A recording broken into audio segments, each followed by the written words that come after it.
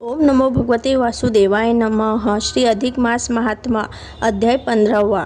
भक्तीची शक्ती. या अगोदरच्या अध्यायामध्ये आपण अधिक मासातील पंचमहापर्व कोणती, त्यांची पुण्य काय आणि कोणते आपल्याला या पुण्यकाळामध्ये दानधर्म करायचे आहे याविषयीची माहिती ही बघितलेली आहे.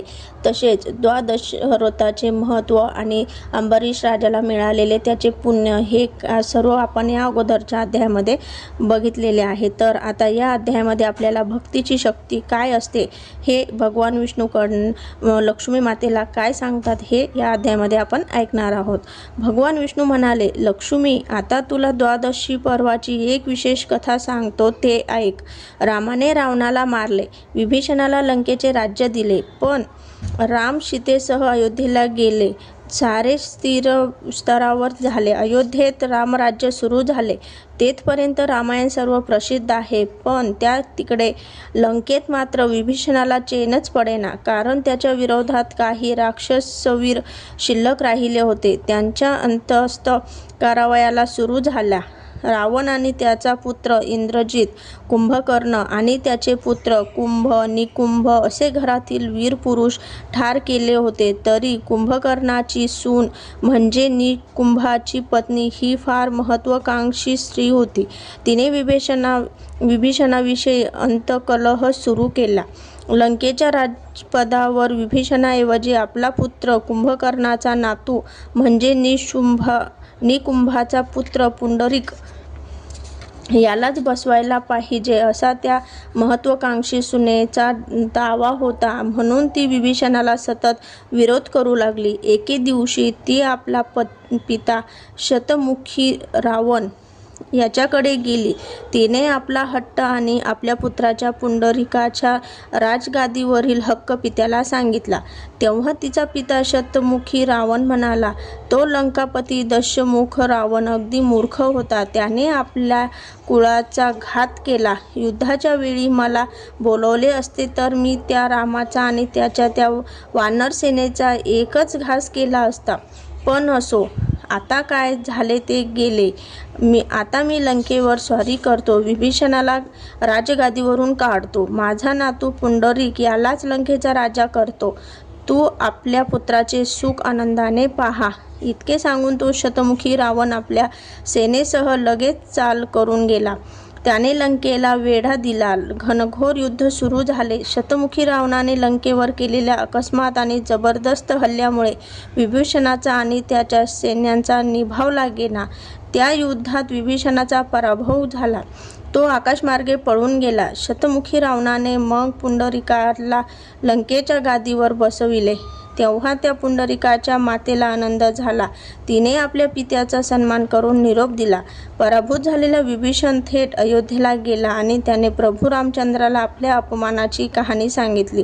रामाला त्या शतमुखी रावणाचा खूपच राग आला. रामप्रभू म्हणाले, माझा परमभक्त विभीषण, त्याला त्रास देणाऱ्यांना मी शिक्षाच करेन. विभीषणांना आज अधिक महिन्यातील एकादशी आहे. माझे साधन द्वादशीचे व्रत असते. मी आता निघून त्या शतमुखी रावणाला ठार करतो आणि तुला पुन्हा तुझ्या लंकेच्या गादीवर बसवून उद्या सूर्योदयाच्या आतच परत येऊन माझ्या साधन द्वादशीचे व्रत सांगता करतो. रामाचे ते प्रतिज्ञावचन ऐकून विभीषण म्हणाला, राजाधिराज प्रभू, ही प्रतिज्ञा कशी शक्य आहे? कारण तो शतमुखी रावण अतिप्रबल आहे. तो आता लंकेत नाही. तेथून 5 कोटी योजने दूर दधित समुद्र आहे. त्या समुद्राच्या मध्यभागी लक्ष योजने लांबी रुंदीच्या विशाल बेटावर त्या शतमुखी रावणाचे वास्तव्य आहे.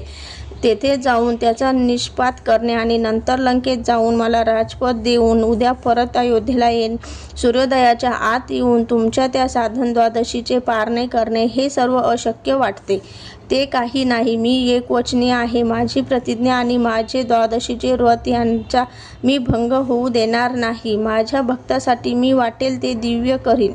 शिवाय भक्तीची शक्ती सर्वश्रेष्ठ असते. विभीषणा, तू काळजी करू नकोस. प्रभू रामचंद्राने हे सर्व सांगितले आणि लगेच ते कार्य सुरू केले. रामाने वायुपुत्र हनुमानाचे स्मरण करताच तो ताबडतोब येऊन हात जोडून रामापुढे उभा राहिला आणि म्हणाला, प्रभू आज्ञा व्हावी. राम, हनुमान आणि विभीषण यांचे बोलणे चालू होते तेवढ्यात नारद मुनीही तेथे आले. त्यांनी शतमुखी रावणाचा तो सारा प्रताप ऐकला, रामाची प्रतिज्ञाही ऐकली आणि मग ते हसत म्हणाले, रामा, तुझी ही प्रतिज्ञा अचाट आहे. तो शतमुखी रावण अतिप्रबल आहे, तसे त्याचे सैन्य अफाट आहे, परंतु मारुतीसारखा वीरवर हे सारे संकट दूर करणारच, कारण भक्तीची शक्ती सर्वश्रेष्ठ आहे.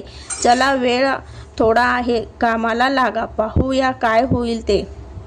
नारदाचे ते भाषण ऐकून मारुतीला विलक्षण स्मृती आली. त्याने लगेच अतिविराट रूप धारण केले. आपल्या खांद्यावर राम, लक्ष्मण यांना घेतले. केस फिंजारलेले आणि रोमरोमांमध्ये 18 पद्ये वानरदल तसेच अयोध्येचे सैन्य बसवून खाखेत विभीषणाला घेतले. तेव्हा नारद मुनी म्हणाले, महारुद्रा, या दुसऱ्या काखेत आम्हालाही घ्या, पाहू द्या तरी आम्हाला हा तुमच्या युद्धाचा सोहळा. मारुतीने मग त्यांनाही दुसऱ्या बगलेत धरून एक पाय अयोध्येत तर दुसरा पाय थेट त्या दधील समुद्रातील शतमुखी रावणाच्या बेटावर ठेवला. तेथे राम, लक्ष्मणासह सर्वांना खाली उतरून हनुमानाने त्या बेटाला वेढा टाकला आणि जोराने भूभुकार केला. तो अकस्मात अघटित प्रकार पाहून शतमुखी रावण गडबडून गेला. तथापि त्याने विभीषणाला पाहता सारा प्रकार जाणला आणि ताबडतोब प्रतिहल्ला सुरू केला. बाणांचा वर्षाव, हलकल्लोळ, अश्रांचे तुंबळ, रणकंदल यामुळे ते सारे बेट डळमळू लागले. समुद्र उफाळू लागला. दोन्ही पक्ष समर्थक, कोणीच कोणाला ऐकेना. मग त्या युद्धात शतमुखी रावणाचीच सरसी दिसू लागली. त्याने सारे वानर सैन्य आणि अयोध्येचे वीर मूर्छित पाडले. शतमुखी रावणाच्या मायामोहाने, अश्राने मग विभीषण आणि राम, लक्ष्मण यांच्यावर प्रभाव चालविला. त्यांना गुंगी येऊ लागली. ते पाहून नारद मुनी गंभीरपणे म्हणाले, रामा हा दैत्य शिववरदायी आहे, तो तुम्हाला आटोपणारच नाही. आता त्याचा नाश करण्यास फक्त सीतादेवीच तेवढी समर्थ आहे, कारण ती अधिमाया दिव्य शक्ती आहे. तिच्या पतिभक्तीची शक्ती विलक्षण आहे, श्रेष्ठ आहे. त्या लंकेश दशमुखी रावणाचा नाश खरे पाहता सीतेनेच केला. तुम्हाला तिने फक्त निमित्त मात्र बनविले. आता त्या दशमुखी रावणाचा वध फक्त सीता करेल. म्हणून म्हणतो, यावेळी तुम्ही हा तुमचा अवमान न मानता सीतेला प्रत्यक्ष येथे आणा, तिचा तो सन्मान होईल. आश्चर्याने थक्क झालेल्या श्रीरामाने नारदाचा तो सल्ला ऐकून हनुमानाकडे केविलवाणी दृष्टी टाकली. ते पाहून तो वायुपुत्र मारुती मनी उमजला आणि लगेच उड्डाण करून थेट अयोध्येत सीतेच्या महालाकडे गेला. पाहतो तर महाराणी सीतामाता झोपलेली. आता झोप मोडणे हे तर महापाप. मग मारुतीने आपल्या शेपटीने तो संपूर्ण महाल उचलून बेट रणभूमीवर आणला.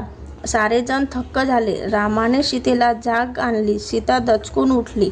रामाने तिला त्या शतमुखी रावणाशी युद्धाची वार्ता थोडक्यात सांगून तिच्या हाती धनुष्यबाण दिले. राम प्रभूला वंदन करून सीतेने मग अतिप्रचंड मायारूप धारण केले. बाणांच्या वर्षावाने आकाश फाटले. शतमुखी रावणही काही कमी नव्हता. तो विकट हास्य करीत म्हणाला, वाह वा रामा, तुझा महिमा अगाध आहे. अरे, माझ्याशी युद्ध करायला तू श्रीला पाठविलेस. तुझ्या पुरुषार्थाला काय कलंकच आहे. पण ही सीता म्हणजे अधिमाया, अधिशक्ती. तिच्या भक्तीची शक्ती ही श्रेष्ठच आहे. तिचे कुंकू मी कसे पुसणार. ठीक आहे रामा, आज मला अधिमाया चिरशक्तीच्या हस्ते मरण आले तरी हरकत नाही, पण मी लढता लढता हे मरण पत्करीन. असे म्हणून त्या शतमुखी रावणाने पुन्हा सीतेवर बाणांचा वर्षाव सुरू केला. सीतेचे अधिमायेचे प्रचंड रूप, तिच्यावर त्या शतमुखीच्या बाणांचा काहीच प्रभाव चालेना. मग ती सीता गणगंभीर आवाजात म्हणाली, रावण बुद्धी म्हणजे दृष्ट बुद्धी. त्या लंकापतीची बुद्धी फक्त 10 ठिकाणी 10च प्रकारे विभागलेली गेली होती, पण तुझी ठिकाणी म्हणजे 100 प्रकारे विभागली गेलेली आहे. तू श्रीरामप्रभूंच्या भक्तांचा विभीषणाचा अपमान केलास, याचे आता हे घे फळ, असे म्हणत सीतेने आपल्या भव्य दिव्य श्रीशक्ती पतिव्रतेची भक्ती जागृत केली आणि जय श्रीराम म्हणून एक अधिशक्तिशाली बाण त्या शतमुखी रावणावर सोडला. निमिषार्धात त्या बाणाच्या आघाताने तो रावण धडकन जमिनीवर पडला आणि जय श्री सीताराम असे म्हणत त्याने प्राण सोडला.